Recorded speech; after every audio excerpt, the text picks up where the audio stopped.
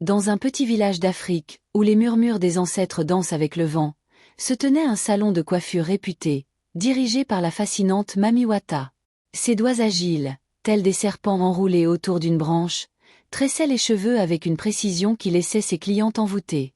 On disait qu'elle pouvait transformer les simples mèches de cheveux en œuvres d'art, mais derrière cette beauté se cachait une obscurité incommensurable.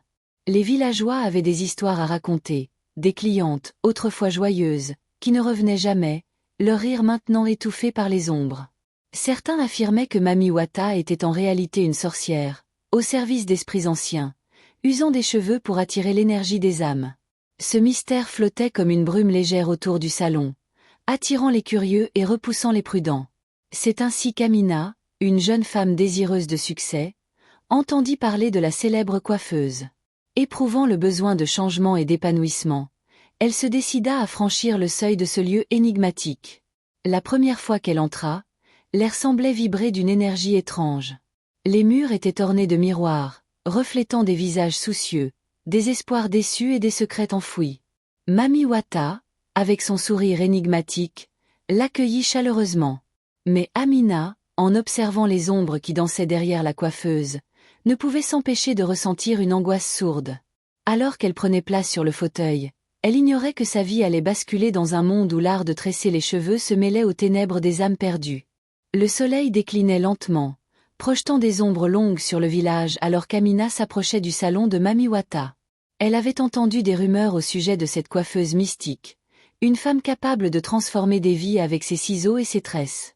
Dans son cœur, Amina portait le poids de ses propres échecs, une carrière stagnante, des rêves inachevés.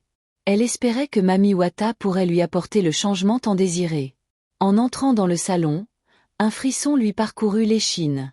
L'air était chargé d'une énergie vibrante, à la fois fascinante et effrayante.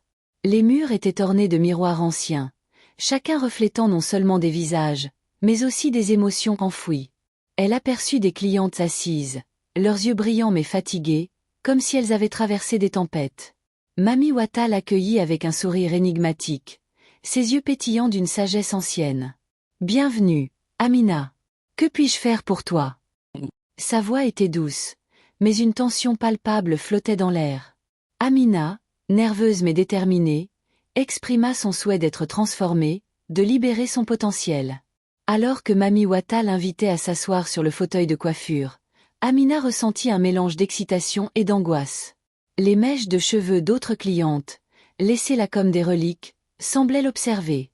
Les ciseaux de Mami Wata brillaient sous la lumière, comme une promesse de changement. Mais derrière cette promesse se cachait une ombre, un secret bien gardé. Au fur et à mesure que Mami Wata commençait à tresser ses cheveux, Amina ressentit une présence étrange, comme si des yeux invisibles l'observaient. Ignorant les avertissements que son instinct lui murmurait, elle se laissa emporter par cette expérience mystique, sans savoir qu'elle s'engageait sur un chemin où la beauté et l'horreur s'entremêlaient. Alors que Mami Wata commençait à tresser les cheveux d'Amina, l'atmosphère du salon changea lentement. Les murmures de l'extérieur se transformèrent en un silence presque sacré, comme si le monde extérieur s'effaçait. La coiffeuse, concentrée, murmurait des incantations anciennes, ses doigts dansant avec agilité sur les mèches d'Amina, qui se laissaient emporter par la magie du moment. Les murs du salon, ornés de masques et d'objets d'art tribal, semblaient vibrer au rythme des mots prononcés par Mami Wata. Chaque tresse était comme un fil invisible tissé entre les dimensions, reliant Amina à des forces qu'elle ne pouvait ni comprendre ni voir.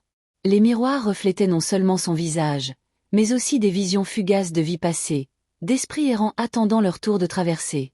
À chaque coup de ciseau, Amina sentait une vague d'énergie l'envahir, une chaleur intense qui semblait fusionner avec son être. Les autres clientes, silencieuses et immobiles, avaient des regards pleins d'angoisse et d'espoir, comme si chacune d'elles était déjà consciente du pouvoir qui se déployait.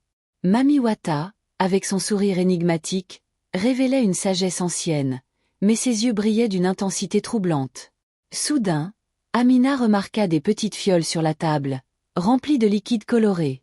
Mami Wata les utilisait pour asperger ses cheveux, un parfum envoûtant s'élevant dans l'air. L'odeur était à la fois douce et terreuse, évoquant des souvenirs lointains de rituels ancestraux. Amina, fascinée, réalisa que chaque geste de la coiffeuse était chargé d'une signification, une danse rituelle au service d'esprits puissants.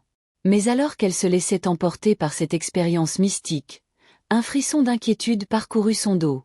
Les ombres dans le salon semblaient se rapprocher, comme attirées par l'énergie déployée, et Amina commença à ressentir la présence d'autres âmes, égarées entre les tresses et les secrets de Mamiwata.